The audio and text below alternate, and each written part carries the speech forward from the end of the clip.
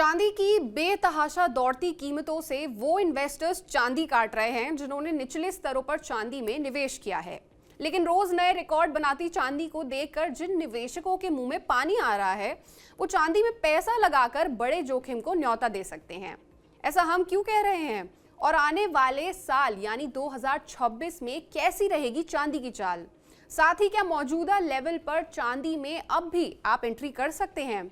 इन सभी सवालों के जवाब हम इस वीडियो में जानने की कोशिश करेंगे। नमस्कार, मैं हूं सलोनी त्यागी और आप देख रहे हैं मनी 9। साल 2025 में चांदी ने रिटर्न के मामले में सिर्फ कमोडिटी मार्केट ही नहीं बल्कि इक्विटी मार्केट को भी पीछे छोड़ दिया है। चांदी ने जो तूफानी तेजी साल 2025 में दिखाई है, उतनी तेजी पहले कभी किसी मेटल में देखने को नहीं मिली। 2025 की बात करें तो जनवरी में चांदी का भाव 93,328 रुपए प्रति किलो था। लेकिन अगले 6 महीने बाद यानी जून 2025 तक चांदी में ज्यादा तेजी देखने को नहीं मिली और जून 2025 में चांदी 1,05,449 रुपए तक पहुंची। लेकिन इसके अगले 6 महीनों में चांदी में जबरदस्त तेजी देखने को मिली है। जुलाई में चांदी 1,09,72, अगस्त में 1,21,873, सितंबर में 1,42,145, अक्टूबर में 1,48,287, नवंबर में 1,71,637 और शुक्रवार 26 दिसंबर को चांदी 2.40 लाख रुपए प्रति किलो के भाव पर बंद हुई है। यानी 6 महीनों में चांदी ने 127% का रिटर्न दिया है। वहीं एक साल की बात करें तो जनवरी से दिसंबर तक चांदी 157% का शानदार रिटर्न दे चुकी है। लेकिन क्या चांदी में ये तेजी साल 2026 में भी बनी रहेगी? ये एक बड़ा सवाल है और वो इन्वेस्टर्स इस सवाल के जवाब का बेसब्री से इंतजार कर रहे हैं जो चांदी की तेज भागती गाड़ी में सवार होने से चूक गए हैं और वो अब चाह रहे हैं कि चांदी के मौजूदा ऊंचे लेवल पर ही इसमें एंट्री कर लें। लेकिन एक्सपर्ट्स इस पर क्या सलाह दे रहे हैं, ये जानना बहुत जरूरी है। सिल्वर के भावों में बेतहाशा तेजी होती हुई दिखाई दे रही है, तो ऐसे में हर एक इन्वेस्टर का मन ये कर रहा है कि वो सिल्वर को बाय कर ले। अभी हम देखें तो ऑलमोस्ट 2.5 लाख के आसपास के लेवल सिल्वर में फिजिकल मार्केट में आते हुए दिखाई दिए हैं। यहाँ अगर आप देखेंगे तो बहुत सारे ऐसे इन्वेस्टर हैं जो सिल्वर की रैली में नहीं चढ़ पाए हैं, तो अब उनका मन कर रहा है कि वो सिल्वर की रैली में पार्टिसिपेट करें। देखिए, यहाँ पर थोड़ा सा कॉशियस रहने की अप्रोच है क्योंकि सिल्वर के भाव बहुत ज़्यादा इंक्रीज हो गए हैं, ओवरबॉट सिचुएशन में चले गए हैं और यहाँ पर कभी भी करेक्शन देखने को मिल सकता है। तो हमारी सलाह है कि अगर जिन्होंने खरीदारी कर रखी है वो यहाँ पर कुछ प्रॉफिट बुक करें और जिन्होंने खरीदारी नहीं कर रखी है बेटर है कि थोड़ा वेट कर लें क्योंकि भावों में गिरावट आ सकती है। हमने दिवाली के टाइम पे भी देखा था कि सिल्वर में एकदम से 30 से 40 हज़ार पॉइंट की गिरावट आई थी। तो ऐसे में उस टाइम पे बहुत सारे इन्वेस्टर थे जो अटक गए थे, बट सिल्वर वापस बाउंस बैक हो गया तो वो वहां पर बच के निकल गए। बट अभी अगर आप देखेंगे तो सिल्वर एक ऐसे पॉइंट पे खड़ा है जहां पे 30 से 40 हज़ार पॉइंट की गिरावट मींस 10 से 15% की गिरावट आपको कभी भी देखने को मिल सकती है।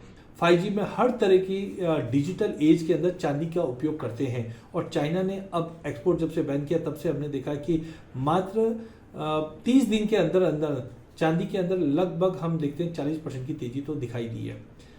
इसके अलावा भी चांदी सोने को भी रिप्लिका करती है, तो जियोपॉलिटिकल टेंशन चल रहा है, स्लो डाउन चल रहा है और ETF के अंदर बाइंग है, ये सब के चलते मार्केट में जबरदस्त तेजी है। 2026 भी इंपॉर्टेंट साल रहने वाला है। सप्लाई शॉर्टेज की वजह से तेजी जरूर है, but as a financial point हम देखते हैं कहीं ना कहीं एक रिस्क भी इन्वॉल्व है। इससे पहले भी चांदी में कुछ करेक्शंस आते हुए दिखाई दिए है, तो कॉशियस रहिए। इमीडिएट सपोर्ट तो मुझे लगता है कि करीबन 1,50,000 का रहेगा, लेकिन हायर साइड पे 3 लाख तक के भी लेवल 2026 में दिखेंगे क्योंकि गोल्ड सिल्वर रेशियो में अब गिरावट दिखाई दे रही है और जो नीचे में मुझे लगता है कि करीबन 55 तक का लेवल दिखा देगा। जब भी गोल्ड सिल्वर रेशियो में गिरावट आती है तो चांदी आउट परफॉर्म करती है। तो 2026 में 3 लाख और नीचे में जो बेस मुझे समझ में आता है वो 1.5 लाख है, लेकिन वॉल्टिलिटी कंटिन्यू रहेगी लेकिन तेजी के साथ रहेगा। लेकिन बड़ा सवाल ये है कि चांदी में तेजी क्यों आ रही है? इसके पीछे कई फैक्टर्स शामिल हैं। पहला फैक्टर है चांदी की इंडस्ट्री में काफी डिमांड है और पिछले कुछ महीनों में चांदी की इंडस्ट्रियल डिमांड में काफी तेजी देखने को मिली है।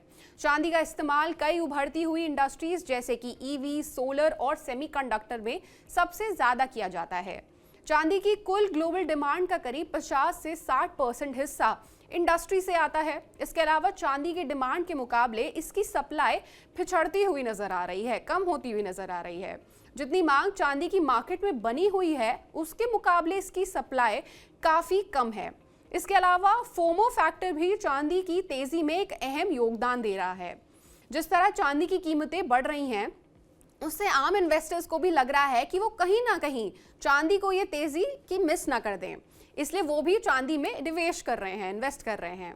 चांदी में निवेश को लेकर रिस्क बने हुए हैं। चांदी एक इंडस्ट्रियल मेटल है और बड़ी इंडस्ट्रीज की डिमांड इसमें बनी रहती है। अगर इकोनॉमिक स्लो डाउन या इंडस्ट्री से डिमांड कम होती है तो चांदी की कीमतें धड़ाम हो सकती हैं। इसके अलावा सोने की तरह चांदी को दुनिया भर के सेंट्रल बैंकों का सपोर्ट नहीं रहता, जो सोने की बड़ी मात्रा अपने यहाँ रिजर्व रखते हैं और इसमें रेगुलर खरीदारी करते रहते हैं।